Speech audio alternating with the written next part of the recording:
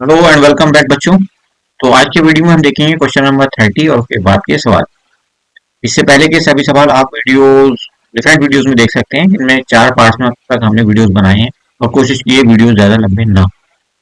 तो चलिए शुरू करते हैं क्वेश्चन नंबर 30 ए से, जहाँ पे हमसे कहा गया है prove that root two is an irrational number. हमें सिद्ध करना है कि रूट दो क्या है, एक अपरिमेय संख्या है। तो हमारा पहला काम है, हम एज्यूम कर लेंगे, मान लेंगे कि रूट दो एक ऐसी संख्या है, रेशनल नंबर। उल्टा उल्टा लिखेंगे, हम मानेंगे कि रूट दो एक रेशनल नंबर है, परिमेय संख्या है। अब अगर ये हमारा एजम्पशन सही है कि रूट टू एक रेशनल नंबर है, एक परिमेय संख्या है, तो अब क्या होना चाहिए कि हम रूट टू को कुछ इस ढंग से लिख सकते हैं। रूट टू बराबर पी अपॉन क्यू, पी और क्यू की फॉर्म में ऐसे हम लिख सकते हैं, जहाँ पे क्यू जीरो नहीं, फर्स्ट थिंग क्यू जीरो नहीं है, और पी और क्यू का कोई भी एक्स्ट्रा फैक्टर नहीं है एक्सेप्ट वन। पी और क्यू का कोई भी फैक्टर नहीं है, common factor except one. Clear. बात करें कॉमन फैक्टर्स सॉरी को प्राइम नंबर्स की, तो को प्राइम नंबर या सह अभाज्य संख्या वो संख्याएं होती हैं जिनका कोई भी कॉमन फैक्टर नहीं होता है, जैसे दो तीन, दो पांच, गर्दन वन, वन के अलावा कुछ भी नहीं होता, 15 28। अब आप कहोगे 15 के तो फैक्टर होते हैं, 28 को भी हम फैक्टराइज कर सकते हैं, बट इनमें कोई कॉमन फैक्टर तो नहीं है ना वन के अलावा। तो इसलिए ये क्या है, को प्राइम नंबर्स या रिलेटिवली प्राइम नंबर्स। ये हमने हिंदी इंग्लिश दोनों में आपको यहाँ पे लिख करके दिखा दिया है। तो अगर हम दोनों तरफ से स्क्वायर कर दें, on squaring both sides, root two का अगर हम स्क्वायर करेंगे, ऐसे लिख दें पहले तो बाद में करते हैं स्क्वायर।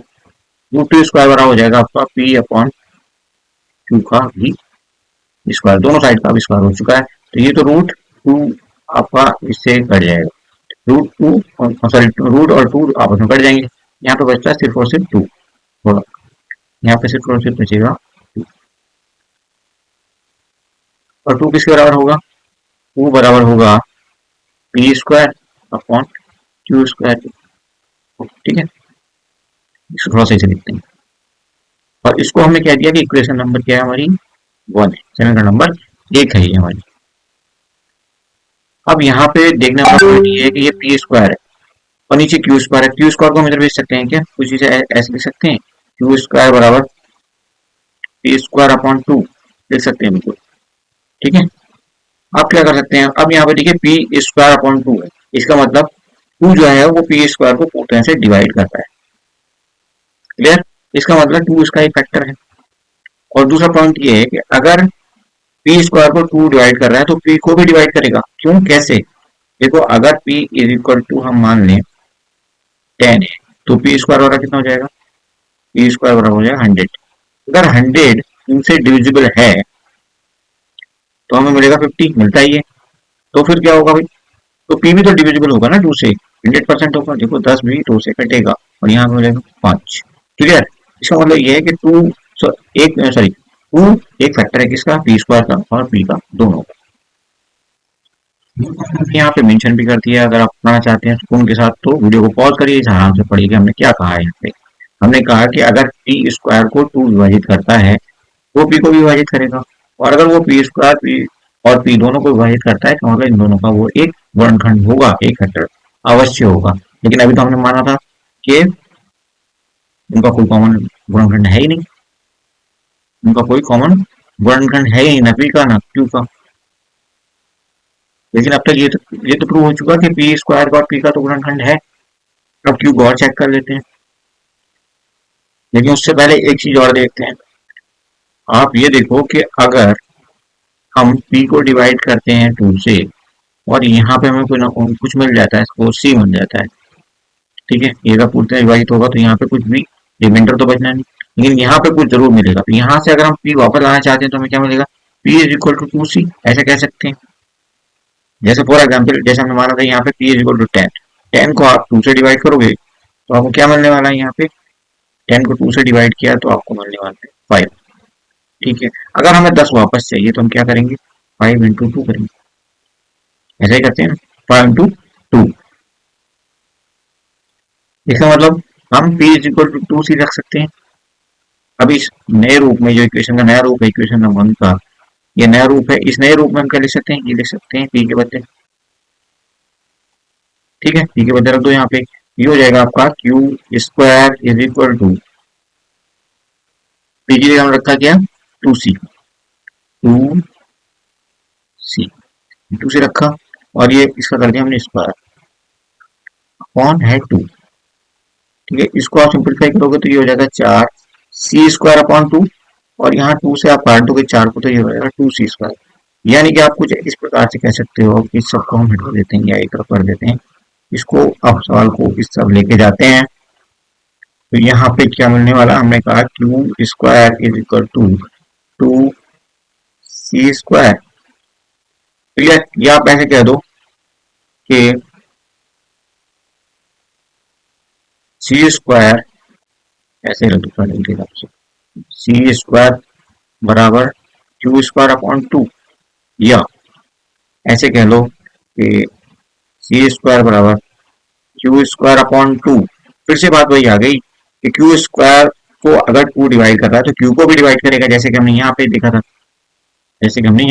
पी के केस में सेम बात यहाँ पे फिर से आ गई। क्यू² को अगर 2 डिवाइड कर रहा है, इसका मतलब वो क्यू को भी डिवाइड करेगा, इसका मतलब क्यू का भी और क्यू² का भी एक कॉमन फैक्टर है। अब पहले हमने साबित कर लिया कि पी का और p² का भी 2 एक कॉमन फैक्टर है। अब हमने कंफर्म कर दिया कि क्यू² का और 2 का भी एक कॉमन फैक्टर है, तो इसका मतलब इन दोनों के बाद एक कॉमन फैक्टर तो है। तो ये हमारी बात जो थी, जो हमने शुरू में एजम्पशन किया था, जो हमने माना था कि ये एक रेशनल नंबर है, ये रेशनल नंबर तो रहा नहीं, तो कैसा नंबर है, ये रेशनल, यही तो हमने प्रूव करना था। क्लियर, आई थिंक आप काफी हद तक क्लियर हो गया होगा। हमने शुरू में माना था कि ये एक परिमेय संख्या है, रेशनल नंबर है, बट ऐसा नहीं है, इसका मतलब ये एक इर्रेशनल नंबर, ये हमने सब लिख दिया है यहाँ पे। चलिए अगला सवाल देखते हैं। क्वेश्चन देखिए और करके ये दिया है यहाँ पे, और आप देख सकते हैं कि B, let x and y be two distinct prime numbers. कैसे नंबर है, टू डिस्टिंक्ट प्राइम नंबर्स, अभाज्य संख्याएं हैं, जिनमें p का मान इतना है, q का इतना है और r का इतना है। Find the HCF and LCM of pqr। pqr का आपने एचसीएफ एंड एलसीएम निकालना है, और आगे चेक करना है हमने कि एचसीएफ और एलसीएम अगर इनका हम गुणा करते हैं आपस में, जो भी एचसीएफ आएगा और जो भी एलसीएम आएगा उसको अगर गुणा कर दें तो ये बराबर हो जाएगा किसके, पी क्यू और आर को गुणा करने के। ऐसा है कि चेक करना, मतलब सही है गलत है ये बात, ये कंफर्म करना है। तो चलिए करते हैं। अगर हम एचसीएफ निकालना चाहते हैं इन तीनों नंबर्स का, तो हमें क्या करना पड़ेगा, देखना पड़ेगा कौन कौन से फैक्टर्स हैं जो तीनों में प्रेजेंट हैं। तो यहाँ पे x और y प्रेजेंट हैं तीनों में, बट मिनिमम पावर देखनी पड़ेगी। तो x की मिनिमम पावर कहाँ पे है भाई, ये x की मिनिमम पावर है, मिनिमम पावर x की रख दो यहाँ पे, और उसके बाद जस्ट मिनट, अच्छा सही बना लेते हैं। ये हो गई आपकी मिनिमम पावर 1 है, तो x की पावर 1 रख दी हमने। ठीक है जी, अब y की पावर देखो क्या है, तो y की पावर कितनी है, मिनिमम मिनिमम यहाँ पे 3 है, यहाँ पे 4 है, यहाँ पे 2, y की पावर है 2। तो ये हो गया हमारा एचसीएफ, x y की पावर, ऐसे भी लिख सकते हो x y की पावर 2। अब एलसीएम की बात कर लो तो मैक्सिमम पावर देखनी पड़ेगी हमें तीनों की, दोनों की सॉरी, x और y की। तो मैक्सिमम पावर कितनी है यहाँ पे, 2, यहाँ पे 1 और यहाँ पे 5, तो x की पावर है 5 मैक्सिमम। ओके, उसके बाद y की पावर कितनी है, y की पावर 3, यहाँ 4, यहाँ 2, यहाँ 4, y की पावर 4 मैक्सिमम है। इसे आप ऐसे लिख सकते हो, ऐसे भी लिख सकते हो। ठीक है, x की पावर 5 और y की पावर 4, ही हो गया आपका एलसीएम। अगर आप इन दोनों को गुणा करोगे, या आप ऐसे कह लो कि इसको वेरीफाई करना है एचसीएफ और एलसीएम का जो भी गुणा आने वाला है वो बराबर है या नहीं है p into Q into R के, तो वैल्यूज पुट करो। एचसीएफ की वैल्यू है आपकी ये एक्स वाई की पावर 2, एक्स वाई की पावर 2 इंटू करो, एलसीएम कितना है, एक्स की पावर 5 और वाई की पावर 4, और इन दोनों तीनों के मान रखो, पी क्यू और आर के मान क्या क्या है भाई, x² वाई की पावर 3 गुणा क्यू की वैल्यू है x वाई की पावर 4, और आर की कितनी वैल्यू है, x की पावर 5 वाई की पावर 2।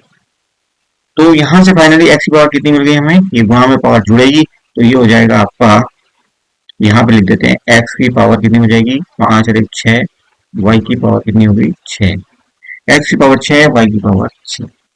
क्लियर, और बराबर यहाँ इधर से देखिए क्या क्या मिलता है हमें, इधर से मिलेगा हमें कुछ एक्स की पावर 2 ये और एक ये 3 और 5 8, एक्स की पावर 8 और वाई की पावर कितनी मिल रही है बच्चों? वाई की पावर 3 ये है, 4 ये 7 और 2 ये 9। तो देखो वाई की पावर कितनी है यहाँ 6, यहाँ 9, बराबर नहीं है। एक्स की पावर भी अलग अलग, इसका मतलब ये जो बात है कंफर्म ये है कि ये दोनों वैल्यू बराबर नहीं होंगी। क्लियर? बराबर नहीं होंगी, दे आर नॉट इक्वल। अगला सवाल देखिए, 31 नंबर सवाल देखिए था, पेरीमीटर परिमाप ऑफ ए रेक्टेंगल, चार भुजाओं वाला कोई बहुभुज है, उसकी परिमाप कितनी है 70। लेंथ ऑफ रेक्टेंगल मतलब आयत कह सकते हैं आप, तो आयत की परिमाप अगर दी है आपको तो आयत का कुछ इस ढंग से स्ट्रक्चर होता है। ये हमारे सामने एक एबीसीडी रेक्टेंगल है जिसकी अपोजिट साइड है बराबर। क्लियर? अपोजिट साइड कैसी है? बराबर है। तो हम कह सकते हैं कि इसकी जो पेरीमीटर होगी कुछ इस ढंग से होगी, P इज इक्वल टू 2 और ब्रैकेट के अंदर दे लेंगे हम x प्लस वाई। लेकिन P तो हमें दिया है कितना 70, तो रख देते हैं 70 इज इक्वल टू 2 और x प्लस वाई दे देंगे हम ब्रैकेट के अंदर, या कह सकते हैं हम उसे इसको डिवाइड किया तो ये रहेगा 35 is equal to x plus Y, या आप ऐसा कह सकते हो कि x plus Y is equal to 35। तो ये हमें इक्वेशन नंबर 1 मिल गई, और ये क्या है? ये एक लीनियर इक्वेशन है इन टू वेरिएबल्स, एक रैखिक समीकरण है और यहाँ पे दो पद वेरिएबल्स हैं। सॉरी, इस रेक्टेंगल में, इस आयत में हमने लंबाई मानी है x सेंटीमीटर, सॉरी लंबाई और y सेंटीमीटर, x नहीं y सेंटीमीटर, और चौड़ाई को मान लेते हैं x। क्लियर? लंबाई मान ली y सेंटीमीटर की जो कि यहाँ पे दी हुई है ये, और चौड़ाई मान ली है x सेंटीमीटर की। तो इसकी अगली कंडीशन क्या है? The length of the rectangle is 5 centimetre more than twice its breath, twice its breath यानी कि ब्रेथ को डबल करो, उसमें 5 ऐड कर दो तो ये मिल जाएगा आपको इसकी लंबाई। ठीक है जी, एक इक्वेशन ये बन गई। इसको आप थोड़ा सा सिंप्लीफाई करोगे तो ये मिल जाएगा आपको 2x माइनस का y is equal to minus का 5। तो इक्वेशन नंबर कौन सी हो गई? ये दो कर लो आप इसको। ठीक है जी, ये थी आपकी 1 और ये हो गई आपकी 2, और 1 के साथ रखो आप और को सिंप्लीफाई करने की कोशिश करो, ऊपर कटा करके इसकी वैल्यूज निकालो। x plus Y is equal to 35, ये है इक्वेशन नंबर 1, ये रख दिया हमने इसके नीचे, और इसको जैसे ही ऐड किया हमने इन दोनों इक्वेशन को ऐड करके ये खत्म कर दिया, और यहाँ पे बचता है फिर आपका 3x और बराबर हो जाएगा 30। तो x का मान कितना हो गया 30/3 यानी कि 10, यानी कि ये जो चौड़ाई हो कितनी होगी 10 सेंटीमीटर की। अब लंबाई निकालनी है आपने, तो यहाँ पे किसी भी इक्वेशन में रख दो इसकी वैल्यू x, चलो इक्वेशन नंबर 1 में रखते हैं, 1 में रखा तो x plus Y is equal to है 35, इक्वेशन नंबर 1 है ये। ठीक है जी, x की वैल्यू 10 रखो तो 10 plus Y is equal to 35, तो y यहाँ से मिल जाएगी आपको 35 माइनस 10 दैट इज 25 सेंटीमीटर। तो दोनों वैल्यूज मिल चुकी है, x की कितनी थी 10 सेंटीमीटर, y की कितनी है 25 सेंटीमीटर। क्लियर? तो यहाँ पे आपके दोनों आंसर्स मिल चुके हैं। और क्या पूछा था इसमें? सॉल्व करने के लिए तो हमने सॉल्व कर दिया, ठीक, और कुछ नहीं बता रहा। चलिए अब देखते हैं क्वेश्चन नंबर 32 का ए देखेंगे सबसे पहले। The corresponding sides of A B C, triangle दिए दो ए बी सी और पी क्यू आर, इनका रेशियो क्या है कॉरस्पॉन्डिंग साइड्स का 3 और 5, और ये बताया गया है कि ए डी जो है वो बीसी के ऊपर लंब है, ये परपेंडिकुलर, ये आप देख रहे हो, ये निशान बताया गया परपेंडिकुलर यहाँ पे भी है, और पी एस रीजन से क्यू आर के ऊपर परपेंडिकुलर है जैसे कि फिगर में दिखाया गया है। अब हमने यहाँ पे 3 सवालों के जवाब देने हैं। एक तो प्रूव करना है कि एडीसी पी एस आर के साथ सिमिलर है, एडीसी और पी एस आर सिमिलर है। ठीक है, सबसे पहले इसी का आंसर करते हैं। तो हमें एक चीज दी गई है और वो चीज क्या है कि करस्पॉन्डिंग साइड्स का जो रेशियो है वो सेम है। ऐसा कब होता है? जबकि ट्राइंगल सिमिलर होते हैं। तो हम कह सकते हैं कि साइड ए बी, इसके करस्पॉन्डिंग कौन सी साइड होगी पी क्यू आर में? P Q. उसके बाद साइड बी सी, और इसके साथ कौन सी साइड करस्पॉन्डिंग है? Q R. और तीसरी साइड है आपकी ए सी, और इसके साथ साइड आएगी पी आर। इनका तीनों का रेशियो क्या है 3:5, सिमिलर रेशियो कब होता है? जब ट्राइंगल क्या होते हैं? सिमिलर होते हैं। तो हम कह सकते हैं कि आपका जो दिया गया ट्राइंगल है ए बी सी सिमिलर है किसके साथ? ट्राइंगल पी क्यू आर के साथ, पी क्यू आर के साथ। तो ये कह सकते हैं कि ये चीज हमें दी गई है, गिवन है हमारे पास। उसके बाद हमें दिया गया है कि ए डी परपेंडिकुलर है किसके साथ? बी सी के साथ। और साथ ही साथ गिवन है हमें कि पी एस परपेंडिकुलर है किस पे? क्यू आर के साथ, के आर। ये दोनों चीजें क्या है हमें? ये भी गिवन है। ठीक है, अब हमने प्रूव करना है कि ये वाला जो ट्राइंगल है, ये ट्राइंगल इस ट्राइंगल के साथ सिमिलर है। सिमिलरिटी प्रूव करनी है इनकी। तो देखो ये एंगल एक कह लो, ये एंगल एक है, तो ये एंगल दो है, और ये दोनों बराबर है। ये angle one is equal to angle two. Clear? Angle one is equal to angle two. और यहाँ पे थ्री है, ये एंगल अगर थ्री है तो ये एंगल फोर है। लेकिन एंगल थ्री और फोर भी तो बराबर होंगे। एंगल थ्री और एंगल फोर भी बराबर होंगे। एक बार और क्लैरिटी के साथ सुन लीजिए, एंगल वन और एंगल टू बराबर है क्योंकि दोनों 90 के हैं। आप देख रहे हैं यहाँ पे ये भी 90 का है और ये भी 90 का है। और एंगल थ्री और फोर बराबर हैं, इसलिए क्यों बराबर है? क्योंकि भाई ये तो पुराना जो ट्राइंगल आपका एबीसी और पी क्यू आर है उसी का हिस्सा है। क्लियर? तो ये दोनों एंगल हमारे बराबर हो गए। दो एंगल बराबर हो गए, तो इसी क्राइटेरिया से हमारा ए क्राइटेरिया से, कौन सा क्राइटेरिया है? ए। इससे ये प्रूव हो चुका है कि ट्राइंगल एडीसी सिमिलर है triangle P S R A. ये हम प्रूव करना, तो पहला तो हम प्रूव कर चुके हैं। अब दूसरा सवाल देखिए, इसका दूसरा पार्ट क्या कहता है? If AD is equal to 4 centimetre find the length of P S. हम कह सकते हैं कि ट्राइंगल एडीसी और ट्राइंगल पी एस आर में, इन दोनों ट्राइंगल्स में हम अगर इनकी करस्पॉन्डिंग साइड्स को लें तो एडी अपॉन पी एस, और उसके बाद हम ले सकते हैं DC upon S R. DC upon S R, ये आपका डीसी हो गया, अपॉन एस आर हो गया, is equal to A C upon E R is equal to 3/5। ठीक है, ये A C upon P R की वैल्यू तो पहले की हुई, पहले ट्राइंगल में भी था ये बात। लेकिन एडी की वैल्यू दे दी इसने 4 सेंटीमीटर, तो हम रिप्लेस कर सकते हैं कुछ रीजन से। एडी और पी एस को साथ साथ ले लो आप, एडी और पी एस को, एडी है इज इक्वल टू 3/5। एडी की वैल्यू रखो, दी हुई है 4, और पी एस की वैल्यू यहाँ से निकल जाएगी, दैट इज इक्वल टू 3/5। और यहाँ से आप पी एस की वैल्यू निकालना चाहते हो, ये हो जाएगा P S is equal to 4 into five upon 3, यानी कि P S is equal to how much? 20/3, 20/3। ये पी एस का मान आ गया आपका 20/3। नेक्स्ट देखिए, थर्ड क्या कहता है? Using to find area of this triangle and area of this triangle. इन दोनों ट्राइंगल का रेशियो निकालना है। रेशियो निकालना, तो इनको ऊपर नीचे ऐसे रख लिया हमने। और हम जानते हैं कि किसी ट्राइंगल में जहां हमें हाइट दी हुई है, तो हम उसका एरिया कैसे निकालेंगे? 1/2 इंटू बेस, पहले का बेस है आपका बीसी, इंटू हाइट कितनी दी हुई है? एडी। परपेंडिकुलर या हाइट एक ही चीज होती है। और दूसरे केस में देखो आप, यहाँ पे भी हमें हाइट दी हुई है पी एस और बेस दिया हुआ है क्यू आर। क्लियर? तो 1/2 से 1/2 कैंसिल, और बचता है हमारे पास क्या? एडी तो हमारे पास है, बीसी का देखो गिवन नहीं है बीसी हमें। एडी कितना है? 4। पी एस कितना है? 20/3। और क्यू आर का क्या करें? क्यू आर और बीसी का रेशियो हमारे पास है, अभी हमने देखा था शुरू में, आपको जो रिलेशनशिप बताया था दो सिमिलर ट्राइंगल्स के बीच में जो रेशियो था, तो बीसी बीसी और क्यू आर जो भी करस्पॉन्डिंग साइड्स हैं, इनका रेशियो क्या था? 3:5।